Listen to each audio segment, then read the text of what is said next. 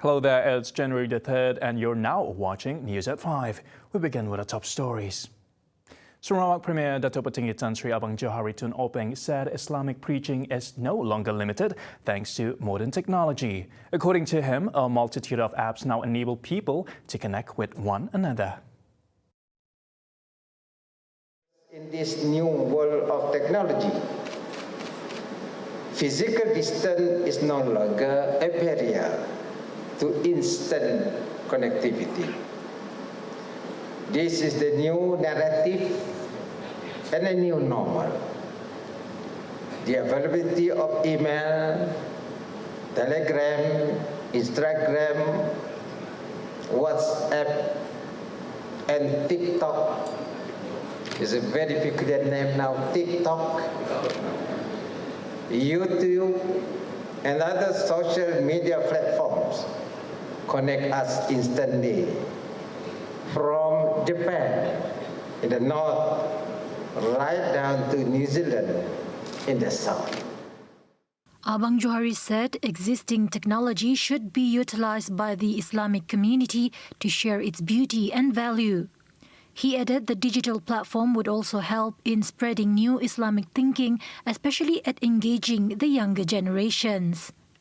While we appreciate the old approach, let us not be oblivious of the new platforms in our effort to connect to others out there.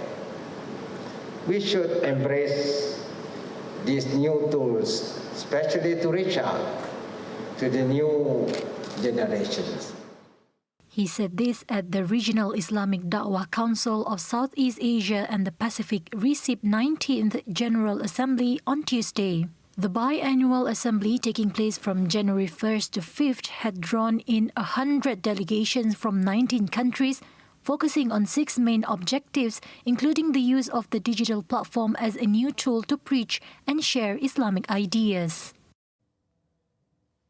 Sarawak Deputy Premier Dato' Sri Dr. Sim Kui Hian expressed his congratulations to Elizabeth Loh and Desmond Douglas on their appointment as the Deputy Permanent Secretaries in their respective ministries. In his Facebook post, Dr. Sim, who is also the Minister of Public Health, Housing and Local Government, said Elizabeth Loh was appointed the Deputy Permanent Secretary of the Ministry of Public Health, Housing and Local Government of Sarawak, while Desmond Douglas was appointed under the Ministry of Tourism Sarawak. Desmond previously served under the Ministry of Public Health, Housing and Local Government as the Senior Assistant Secretary. Realizing the Malaysia Agreement 1963 or MA63 remains on the top of Sabah and Sarawak leaders' wish list, as this involves the welfare and future of the citizens in both states. Tanjung Manis Member of Parliament Yusof Abdul Wahab stressed that the issues related to MA63 should be seen as an effort to strengthen Sarawak's position as a complement to the formation of an integrated and stable country. Sebenarnya, jangan kita dengar MA63 yang macam RM60 saja. Bukan. Tuntutan ini, kalau diikut dengan nilai mata duit sekarang, beratus-ratus juta. Kalau tidak berbilion. Bukannya sedikit. Sebab itulah tiap-tiap hari kita mendengar, kita mendengar tentang tuntutan ini. Bukannya sedikit. Bayangkanlah kalau duit beratus-ratus juta ini datang ke Sarawak. Berapa banyak projek kita boleh buat, berapa banyak kampung kita boleh bantu, berapa banyak jambatan, berapa banyak jalan, berapa banyak menara telekomunikasi kita boleh buat. Yusof is confident that the fulfillment of the conditions in MA63 would pave the way to even better relations between the Borneo states and the federal government. Dengan kejayaan ini, dengan jumlah menteri kita seramai 5 orang termasuk seorang timbalan Perdana Menteri, dengan jumlah 6 timbalan menteri, akan memberi kekuatan, memberi keyakinan kepada kita semua, memberi lebih banyak peruntukan, lebih banyak lagi projek, lebih banyak lagi dana, lebih banyak lagi tuntutan kita, iaitu tuntutan MA63. He said so when attending the Thanksgiving ceremony between the leaders and the people in Sa'i village. The Food Industry, Commodity and Regional Development Ministry is proposing the implementation of a price ceiling for pork to stabilize the price and prevent further price hike, especially during the Lunar New Year.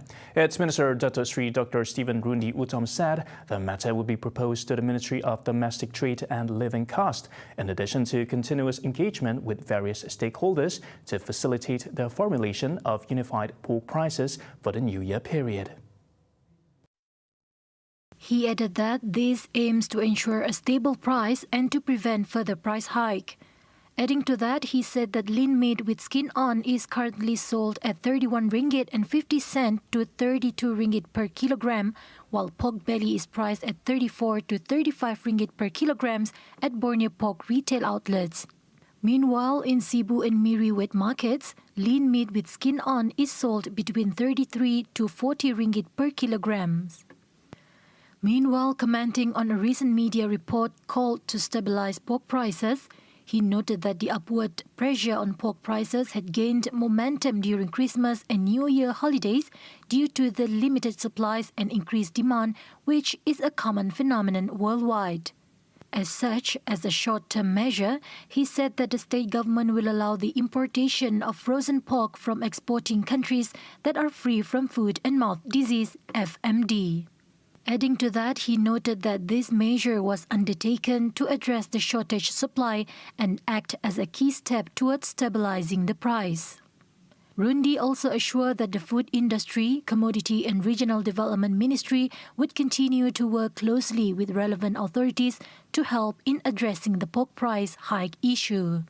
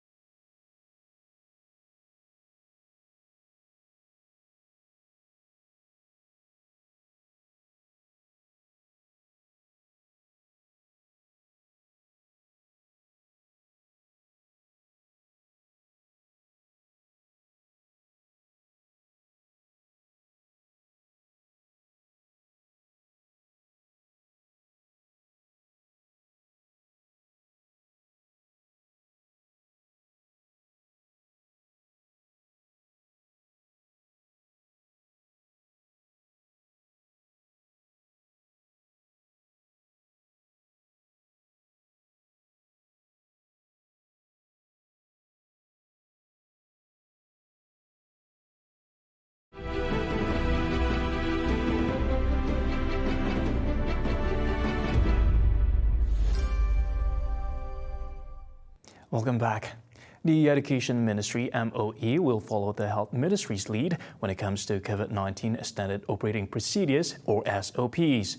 Education Minister Fadlina Siddiq said the ministry will occasionally consult MOH for advice on the matter.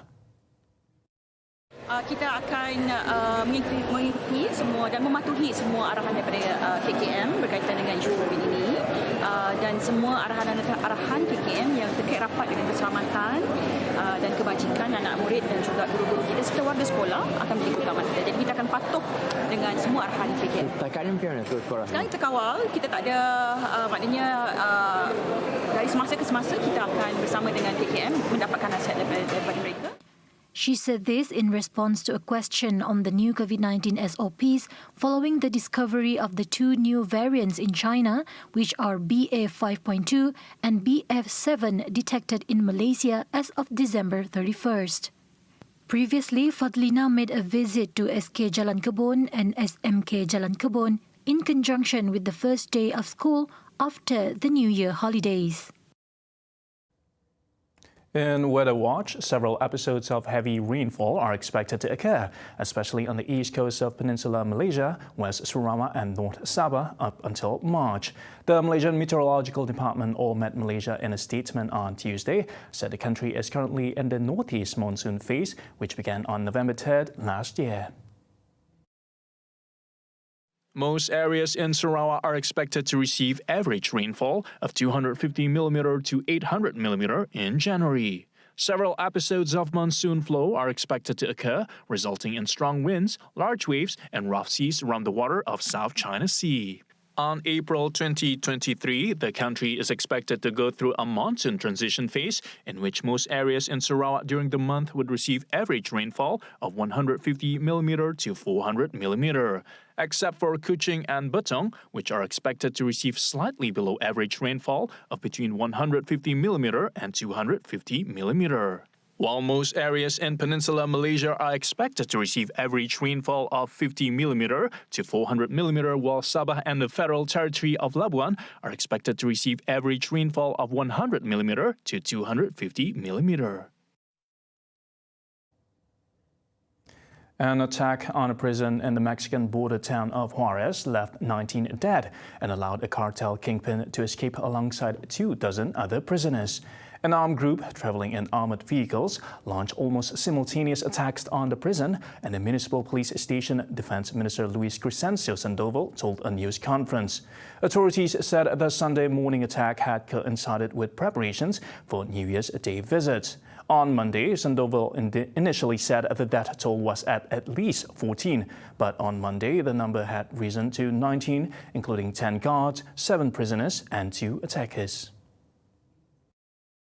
The attack allowed 25 inmates, including Ernesto Alfredo Piñon de la Cruz, also known as El Neto, to escape. Piñon is a top gunman for the Juarez-based Los Mexicles cartel. Federal authorities were called in to contain the unrest and found a VIP zone in a state-run prison with drugs and money. According to the last census, the facility houses 3,901 inmates. See the world closer with TVS as we bring you the latest news updates both locally and internationally, just a click away. More headlines anytime at tvstv.my or follow us on our social media. Those were the quick updates on TVS News at 5. I'm Douglas Elliott. Thank you for watching.